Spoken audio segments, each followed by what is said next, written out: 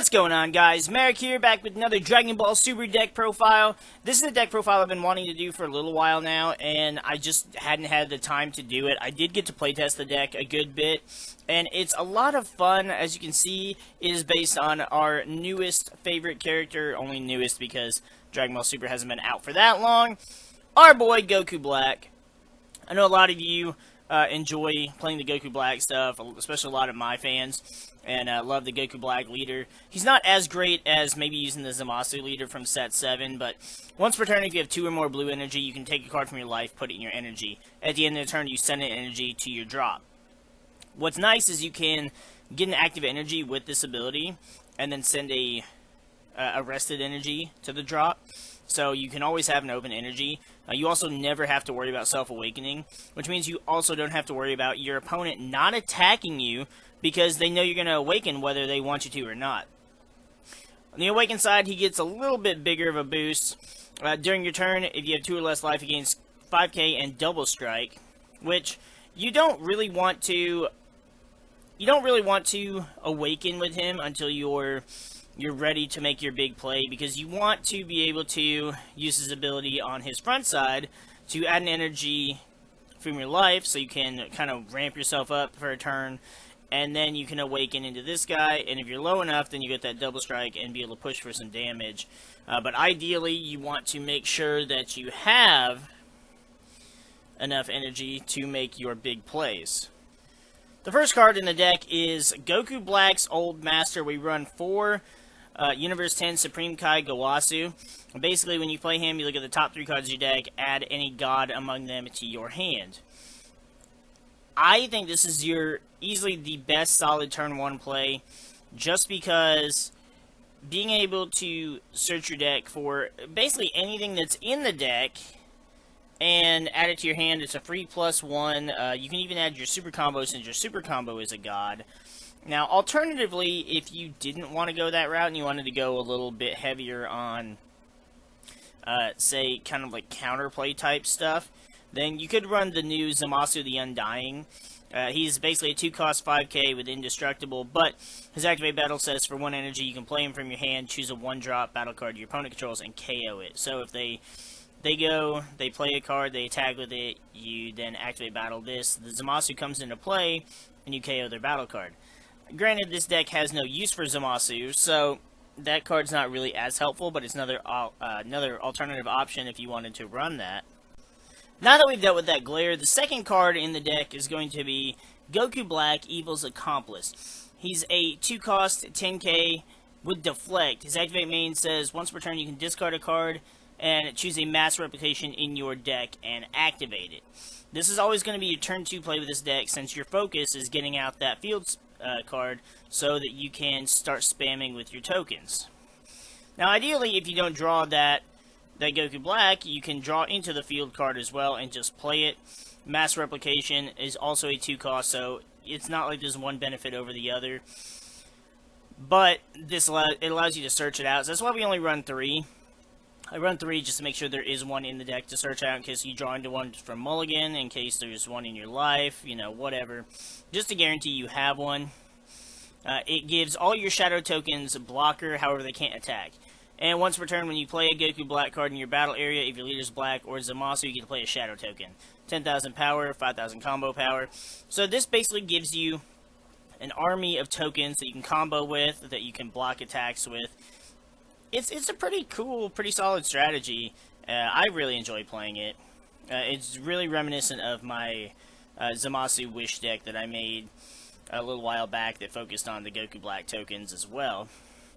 Then, to increase the amount of black tokens we run 4 Nightmare Scythe Goku Black. It's a 3-cost 15k with Barrier. When you play him, if you lose Zamasu or Goku Black, you get 2 shadow tokens.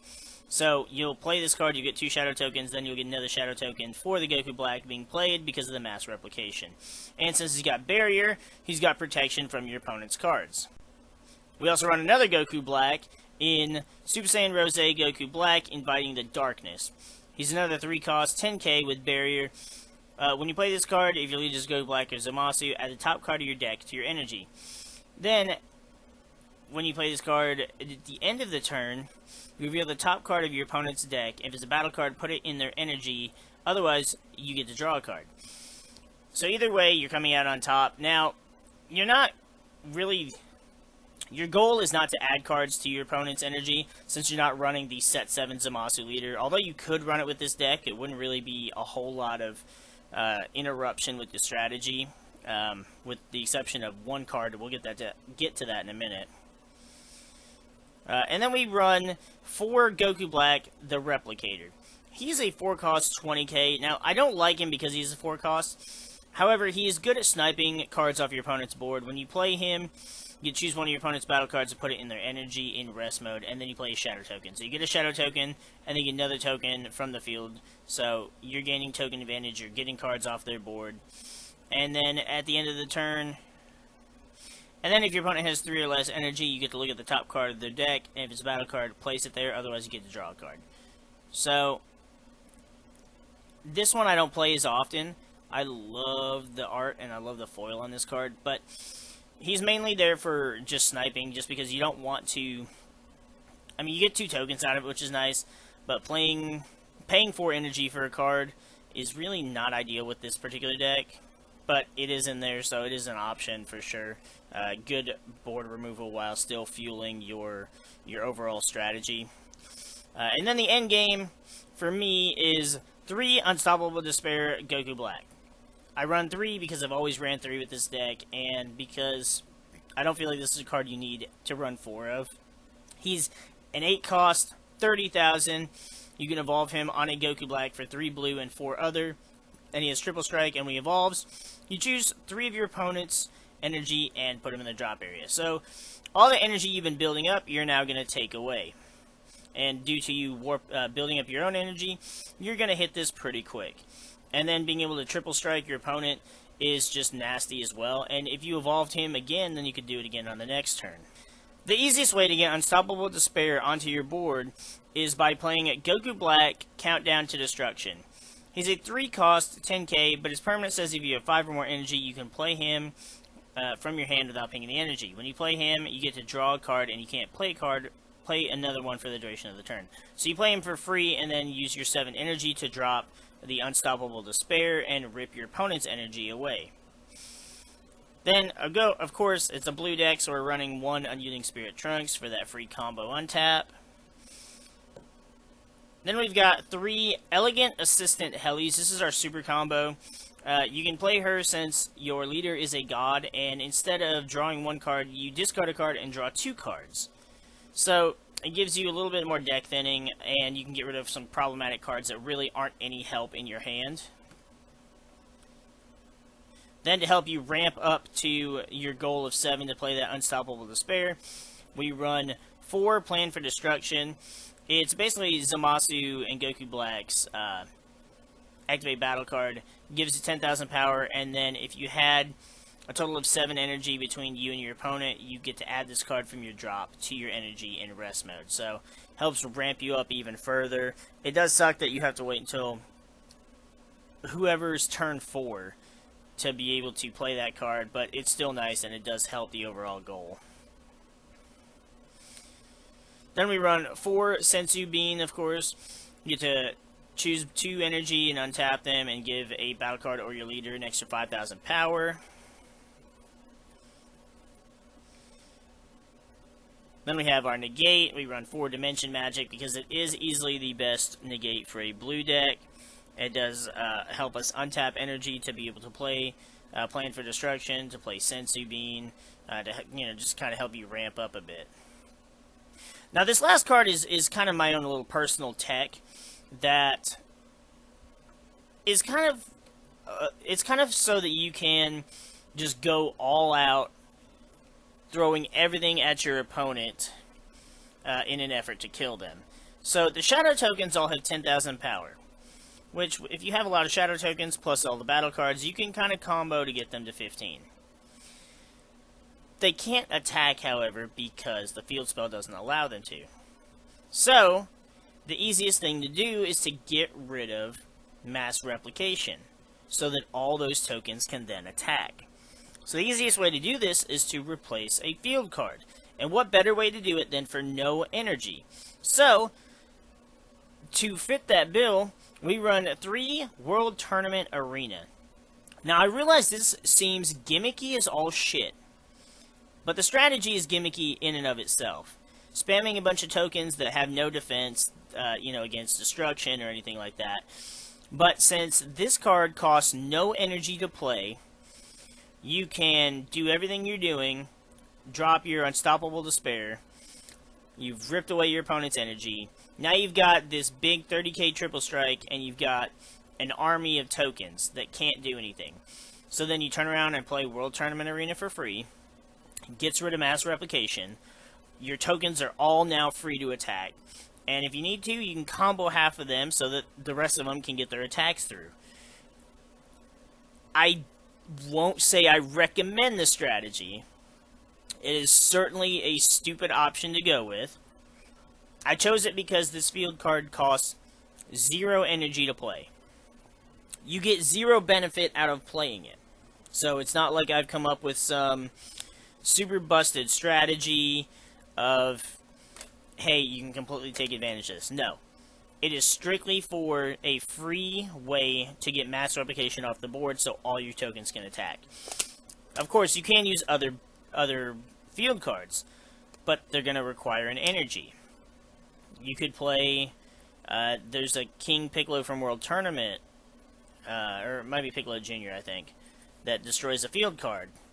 Might only even destroy your opponent's field card, but you play him for 1.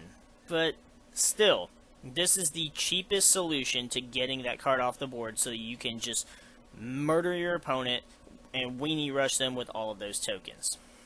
Like I said, it's not the most ideal strategy.